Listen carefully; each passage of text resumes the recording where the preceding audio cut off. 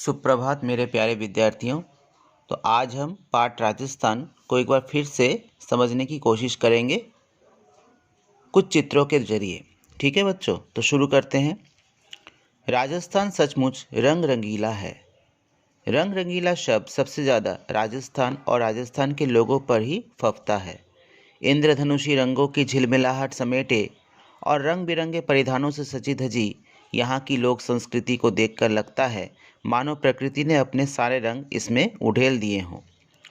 राजस्थान के लोग खूब मेहनती होते हैं, साथ ही वे नाच गाने के आनंद में डूबकर जीवन को खुशियों से भर देना जानते हैं। वे जोश के साथ पर्व उत्सवों में बढ़ चढ़कर हिस्सा लेते हैं। वैसे तो राजस्थान में मेलों की निराली छटा हर जगह मिल जाती है, पर वहाँ के पुष्कर मेले की तो दूर दूर तक धूम है। पुष्कर को तीर्थराज भी कहा जाता है। पुष्कर एक तीर्थ स्थान है। यहाँ ब्रह्मा जी का मंदिर है। यहाँ बहुत बड़ा मेला लगता है। देश विदेश से हजारों पर्यटक हर साल इस मेले को देखने आते हैं। राजस्थान के प्रमुख पर्यटन स्थलों में माउंट आबू भी है। यहाँ दिलवाड़ा के प्राचीन जैन मंदिर विश्व में शिल्पकला के अद्भुत नमूने हैं। यहाँ पत्थर पर महीन नक्काशी की गई है कि आंखें वहीं अटक कर रह जाती है। राजस्थान की धरती वीरता, ओज और हुंकार की धरती है। राणा सांगा और महाराणा प्रताप की धरती है। जयमल जैसे महान वीरों और पद्मिनी सरीखी वीरांगनाओं की धरती है। राजस्थान जौहर और स्वाभिमान की धरती है।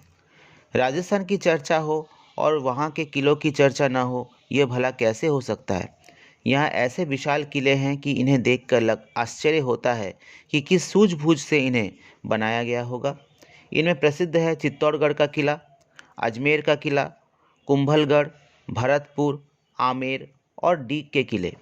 ये किले राजस्थान के गौरव और गर्व के प्रतीक हैं। इसके अलावा जयपुर का हवा महल और उदयपुर का जल महल बेहद प्रसिद्ध है, जिन्हें देखने दूर दूर से पर्यटक आते हैं। राजस्थान की लोक कलाओं और लोक उद्यमों में तमाम ऐसी चीज़ें हैं जो अपना सानी नहीं रखती। इनमें राजस्थानी चुनर, लहंगे आदि वस्त्र तो हैं ही, इसके अलावा नागौरी जूतियाँ और मोजड़ी भी हैं। जयपुर की पाव भर रुई की रजाइयाँ भी बहुत प्रसिद्ध हैं, जो हल्की और काफ़ी गर्म होती हैं। खाने में राजस्थान के लोग चटपटे खाने के शौकीन होते हैं। भुजिया और नमकीन तो यहाँ से लोग विदेशों में भी ले जाते हैं। यहाँ के पशुओं में मुख्यतः गाय, भैंस, ऊँट और भेड़ें हैं। ऊँट यहाँ के देहात की मुख्य सवारी है। उसके पीछे कारण ये है कि ऊँट कई दिनों तक बिना खाए पिए, पानी पिए रह सकता है। अपने गद्देदार पैरों की बनावट की वजह से वह रेत में आसानी से चल सकता है, इसीलिए ज़्यादातर गाँव में लोग ऊँट पालते हैं। राजस्थान की एक और अलबेली पहचान है वहाँ की अद्भुत कठपुतली कला। कठपुतलियों द्वारा नए पुराने कितने ही किस्से कहानियों का मंचन हो चुका है। राजस्थानी लोगों की जिंदादिली की दाद देनी पड़ती है। प्रकृति यहाँ इतनी गंभीर है, शायद इसीलिए यहाँ के लोग इतने जिंदादिल हैं। लोक नृत्य और लोक संगीत यहाँ के जीवन में रचा बसा है। फिर मीरा की इस पावन भूमि में भक्ति की रसधारा की निरंतर बहती है। शाम के समय फुर्सत में सुर छेड़ना यहाँ के लोगों को प्रिय है। नृत्यों में कालबेलिया नृत्य की धूम तो प्रगति मैदान में लगने वाले मेले में भी बखूबी देखी जा सकती है। स्वभाव से ही राजस्थान के लोग उत्सव प्रिय होते हैं। त्योहारों में गणगौर और तीज राजस्थान में बड़ी धूमधाम से मनाए जाते हैं। हाथों में मेहंदी लगाए और गहरे रंग की घाघरा चोली पहनी महिलाओं और लड़कियों का उत्साह इन त्योहारों पर देखने लायक होता है।